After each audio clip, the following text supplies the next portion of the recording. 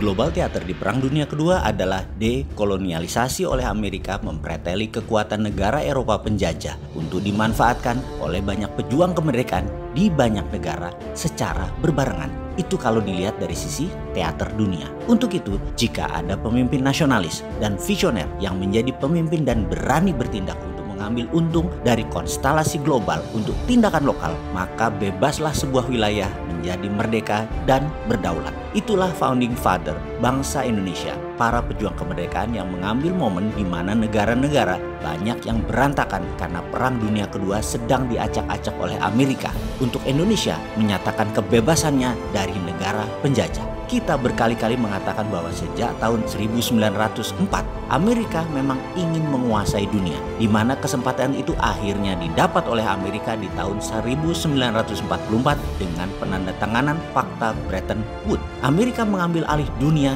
yang salah satu caranya adalah memiskinkan Eropa dengan mengatasnamakan human right. Negara-negara jajahan mereka dimerdekakan, dan itu namanya dekolonialisasi. Ada lebih 50 negara baru hadir di sekitar tahun 1945 sampai 1965, terutama negara bekas jajahan negara Eropa. Skenario ini sekali lagi namanya dekolonialisasi, membuat Eropa menjadi negara produsen namun tidak menjajah lagi, tidak terlalu powerful lagi, kecuali Inggris yang sekutunya Amerika yang diizinkan menciptakan Commonwealth atas negara jajahannya. Dengan demokrasi ditegakkan, maka Amerika dengan gampang mengendalikan negara-negara baru tadi sebagai extended quasi teritori dari Amerika. Mulai dari negara sekutu atau aliansi Amerika, negara teman atau friend Amerika, dan sekali lagi Amerika membeda-bedakan perlakuan di setiap negara jajahan yang baru merdeka tadi menjadi tergantung grand plan Amerika.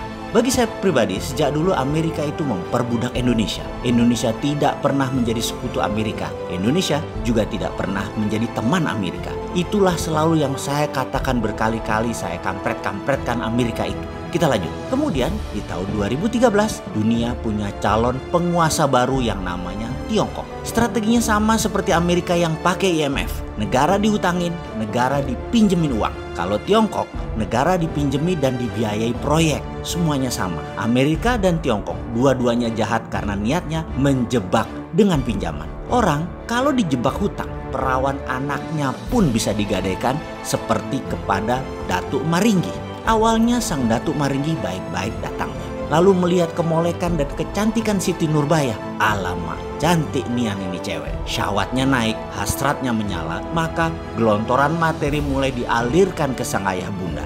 Terpesona harta, mereka lupa bahwa mereka tidak punya kepandaian mengelola uang, tidak pandai berdagang, tidak pandai bertani. Uang dipakai untuk kebutuhan konsumsi, sampai tibalah kewajiban datang menanti. Ayah bunda tak kuasa membayar. Mata Datuk Maringgi menatap tajam Siti Nurbaya. Hutang mau lunas, gadis manis dipinta Maringgi. Kedua orang tua Siti Nurbaya menunduk pasrah. Mereka orang tua tak tahu malu, tak punya hati. Anak sendiri digadai karena materi. Maringgi pasang jebakan hutang. Ilmu Maringgi ditiru IMF. Ilmu Maringgi dikopi obor Tiongkok. Siapa anak gadis yang tergadai itu kalau kita bayangkan Siti Nurbaya itu negara kita? Adakah pahlawan Samsul Bahri, pujaan hati Siti Nurbaya kali ini bisa menyelamatkan kekasihnya? Atau keberhasilan Datuk Maringgi bukan saja mengambil buah hatinya tapi juga berhasil meracun dan membunuh gadis cantik terulang lagi? Cerita ini mungkin dongeng rakyat sebelum tidur, namun hikmahnya dalam. Datuk Maringgi di ujung cerita dibunuh oleh Belanda dalam sebuah keributan di daerahnya.